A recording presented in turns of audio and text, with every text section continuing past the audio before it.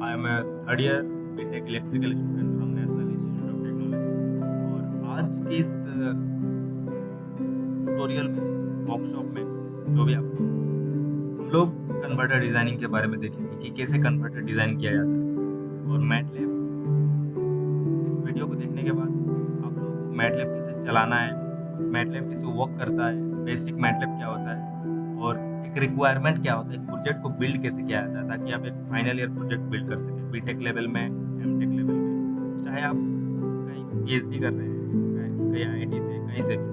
तो इस वीडियो को देखने के बाद आप लोगों को इतना पता चल जाएगा, इतना बेसिक्स आप लोगों का स्ट्रॉन्ग हो जाएगा कि इसके बाद आपको कोई भी ट्यूटोरियल की ज़रूरत नहीं पड़ेगा। और इसको देखने के बाद आप इतना कॉन्फिडेंट हो जाएंगे कि कैसे एक सिस्टम चलता है, कैसे इसके पीछे का जो मैथमेटिक्स होता है, इसके पीछे का मैथमेटिक्स होता क्या है, कैसे होता है। और सिर्फ यही नहीं कि कहीं से भी कॉपी करके यूट्यूब से पेस्ट कर दिए, या ऐसा नहीं चलेगा। आप लोगों को स्टेप बाय स्टेप कैसे एक प्रोजेक्ट को बिल्ड किया जाता है, ये हम लोग इस पूरे ट्यूटोरियल में देखेंगे। तो आप लोग स्क्रीन पे देख सकते हैं कि एक मैटलैब का सिमुलन का इंटरफेस खुला हुआ है और इसमें दो बॉक्स टाइप सा दिख रहा है। इस दो जो बॉक्स बना हुआ है यहाँ पे, इसको सबसिस्टम कहते हैं और इस सबसिस्टम को बनाया गया है। इसके पीछे भी कोई लॉजिक होगा, रीज़न होगा, क्योंकि हम लोग जब हार्डवेयर इम्प्लीमेंटेशन करना चाहते हैं, तो हार्डवेयर इम्प्लीमेंटेशन करने के वक़्त हम लोगों को इसको सबसिस्टम में कन्वर्ट करना पड़ता है। तभी हम लोग ओपेल आरटी जैसे सॉफ्टवेयर है, उसपे हम लोग इसको वेरीफ़ाई करते हैं। आप लोगों को लगता होगा कि मैटलैब से तो हम लोग रन करते हैं, उसमें भी चेक करते हैं, लेकिन एक रियल टाइम जो सिमुलेशन होता है, वो मैटलैब में उस लेवल तक नहीं हो सकता। उसमें एक लिमिटेशन होता है। लेकिन इसीलिए हम लोग अलग-अलग सॉफ्टवेयर का हेल्प लेते हैं हार्डवेयर इम्प्लीमेंटेशन के लिए और उसको रियल टाइम सिमुलेट करने के लिए। वो भी एक अलग प्रोसेस है। ओपेल आरटी को सीखना भी एक अलग जर्नी होगा हम लोगों के इस लेक्चर्स में। तो हम लोग स्टेप बाय स्टेप देखते हैं। पहला जो बॉक्स है उसको ओपन करते हैं। तो आप लोग देख सकते हैं कि इसमें बहुत मेसी टाइप सा, कॉम्प्लेक्स टाइप सा कन्वर्टर का डिज़ाइनिंग करा गया है। आप लोगों को देख के शायद डिमोरलाइज़ या डिमोटिवेशन फ़ील होगा। लेकिन ये जब हम लोग स्टेप बाय स्टेप देखेंगे, हर किसी के बारे में जानेंगे, इसके एप्लीकेशन के बारे में जानेंगे और जब करना स्टार्ट करेंगे, जैसे ऐसा नहीं है कि हम लोग एक ही दिन में पूरा ग्रामर सीख गए, पूरा इंग्लिश लेटर सीख गए, ऐसा नहीं है। हम लोग स्टेप बाय स्टेप जैसे capital letter A for apple करके सीखे हैं। सेम चीज़ हम लोग यहाँ पे स्टेप बाय स्टेप, जैसे यहाँ पे पीवी अरे लगा है, क्यों लगा है, इसके पीछे का लॉजिक क्या है, यहाँ पे 1000 क्यों है, 25 क्यों है, यहाँ पे एक बक्सा दिख रहा है, इस पे डिस्क्रीट लिखा है, क्यों है। उसके बाद इन सबको कैसे लिया जाता है, मतलब कैसे हम लोग लाइब्रेरी ब्राउज़र या फिर डबल क्लिक करके कैसे सिलेक्ट करते हैं एक एलिमेंट को, वो भी देखेंगे। आप लोग को ऐसा फ़ील नहीं होगा कि यहाँ पे बहुत एडवांस लेवल पे करा जा रहा है या फिर, लेकिन आप लोग जब स्टेप बाय स्टेप करेंगे ना, तो आप लोगों को पता चलेगा कि आप लोग क्या बिल्ड कर चुके हैं। फाइनल जब आप लोग करेंगे तो आप लोगों को पता चल जाएगा और इसमें आप लोगों का ज़्यादा टाइम भी नहीं लगेगा। 10 से 15 मिनट में आप लोग पूरे ऐसा नहीं 10 से 15 मिनट का एक-एक वीडियो होगा, लेकिन 10 से 15 मिनट में आप लोगों को बहुत सारी चीज़ें सीखने को मिलेगी। आपको ज़्यादा टाइम भी नहीं देना, सिर्फ बैठ के सुनना है और जो इम्पोर्टेंट पॉइंट मैं बताऊँगा उसको आपको नोट डाउन करते जाना है।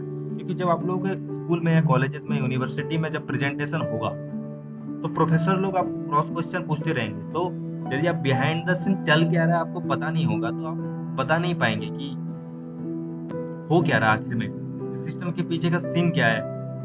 तो इसके लिए हम लोगों को पूरा जो सिनेरियो है इस स्क्रीन में है, उसको जानना बहुत ज़रूरी है। तो शुरू से शुरू करते हैं। जैसे यहाँ पे एक पीवी सेल है, इससे हम लोग पावर ले रहे हैं। फिर आगे आप लोग देख सकते हैं कि यहाँ पे कन्वर्टर लगा हुआ है। तो बेसिकली यहाँ पे हम लोग 3 टाइप के कन्वर्टर के बारे में पढ़ेंगे। Boost converter, buck converter and bidirectional converter. फिर हम लोग क्या करेंगे, इसके पीछे का जो कंट्रोल सिस्टम होता है, जो मैथमेटिक्स होता है, उसको हम लोग जानेंगे। जैसे बक कन्वर्टर में कैसे लिखा जाता है स्टेट स्पेस मॉडल, इसका मॉडलिंग कैसे होता है, फिर इस पे ये ऑन और ऑफ कंडीशन में कैसे रिएक्ट करता है, इसका मैथमेटिक्स कैसे लिखेंगे हम लोग, ये सब भी देखेंगे। पहले बक का देखेंगे, फिर बूस्ट का देखेंगे और आगे हम लोग बाई डायरेक्शनल का देखेंगे कि ये पूरा सिस्टम में हम लोग 2 तरह का कन्वर्टर का यूज़ किया, बूस्ट और बायडायरेक्शनल, लेकिन हम लोग तीनों कन्वर्टर का ईज़िली हम लोग उसका कैसे मैथमेटिक्स मॉडल किया है तो उसको देखेंगे। उसके बाद यहाँ पे जो रेसिस्टेंस लगा हुआ है, यहाँ पे जो इंडक्टर लगा हुआ है, इसका क्या रीज़न क्या है? क्यों यूज़ कर रहे हैं? फिर हम लोग इसको लीनियराइज़ करते हैं। अब लीनियराइज़ करने का क्या मकसद है पूरे सिस्टम में? होता क्या है कि जैसे डायोड है, तो हम लोग बेसिक्स पढ़े होंगे 11th-12th में या फिर BTech first year second year में, जब एनालॉग का लेक्चर चल रहे होंगे, कि उसका जो ग्राफ होता है वो लीनियर नहीं होता, नॉन लीनियर होता है, एक्सपोनेंशियली बढ़ता है। फॉरवर्ड बायस में, फॉरवर्ड डायरेक्शन में, रिवर्स बायस में भी वो सैचुरेट होते जाता है, फिर ब्रेक डाउन हो जाता है। तो हम लोग नॉन लीनियर जो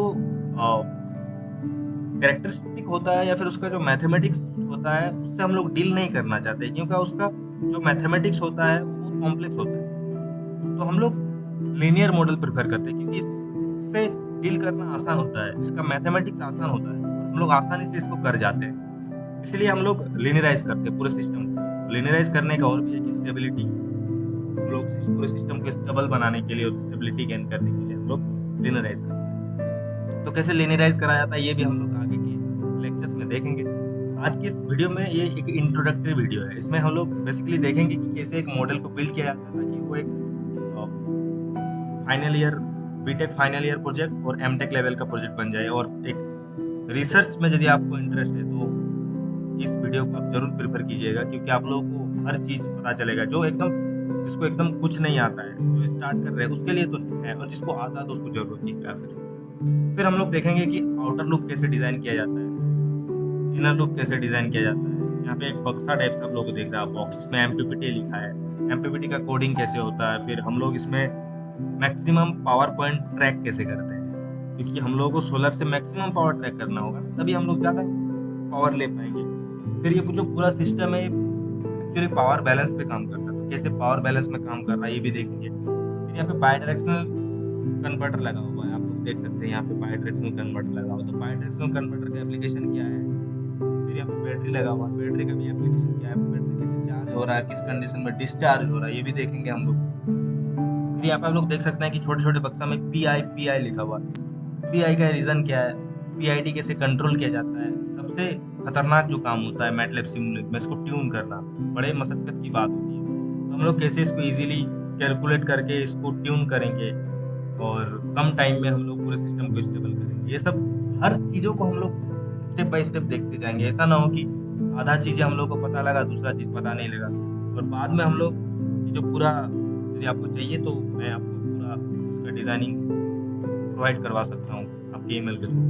तो ये वाला पहला सब सिस्टम था। दूसरा वाला देखेंगे हम लोग। जब हम लोग दूसरे बॉक्स को खोले तो आप यहाँ पे देख सकते हैं कि यहाँ पे इन्वर्टर लगा हुआ है, फिर यहाँ पे एक फिल्टर लगा हुआ है, फिर ये ग्रिड से कनेक्टेड है, आप लोग देख सकते हैं। फिर यहाँ पे एक पीएलएल लगा हुआ है। पीएलएल का क्या एप्लीकेशन है, पीएलएल क्यों यूज करते हैं, ऐसे ही नहीं, मतलब हर चीज इस पूरे इंटरफेस में जो दिख रहा है आप लोग, हर एक चीज का आप लोगों को पता चल जाएगा कि क्यों यूज किया है और कैसे यूज करना है और इसके पीछे का सीन क्या है।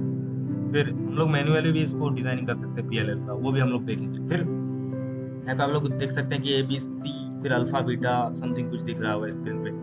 ये ABC है क्या, अल्फा बीटा है क्या, वोल्टेज सोर्स कन्वर्टर क्या होता है, ABC टू DQ ट्रांसफॉर्म करा कैसे जाता है, ये होता क्या है, इसका ग्राफ कैसे होता है, इसमें एंगल कैसे लिया जाता है, इसको क्लार्क पार्क ट्रांसफॉर्मेशन के नाम से भी जाना जाता है। आप लोग आगे देखेंगे कि कैसे इसका मैथ चलता है, मैं पूरा एक्सप्लेन करूंगा इसको पीपीटी के जरिए। और फिर ये जो सिस्टम आप लोग देख सकते हैं, ये एकदम हमारे घर के जो हाउस होल्ड एप्लीकेशन होता है उसी की तरह है। यहाँ से पावर जनरेट हो रहा है, फिर कन्वर्टर से इसको बूस्ट कर रहे हैं, बूस्ट कन्वर्टर से फिर ये लोड है, लोड हमारा घर में है। फिर हम लोग बैटरी से कनेक्ट करते हैं इन्वर्टर के सहारे, फिर उसको चार्जिंग डिस्चार्जिंग में कैसे कैसे काम करता है, इसका सिनेरियो कैसे वो करता है। तो मैं यहाँ पे पहला जो इंट्रोडक्टरी वीडियो था, इसमें मैं आप लोगों को एक रफ आइडिया दे दिया कि हम लोग आगे कैसे प्रोसीड करेंगे, कैसे हम लोगों का आगे का लेक्चर्स आएगा। तो ये जो पूरा आप लोग सिस्टम देख सकते हैं, उतना तो आप लोगों को आइडिया लग गया होगा कि ये दो बक्सा के अंदर क्या है और क्या जानना है और हम लोगों को कितना आना चाहिए। तो थैंक यू एवरीवन, आगे हम लोग ऐसे ही डिस्कस करेंगे।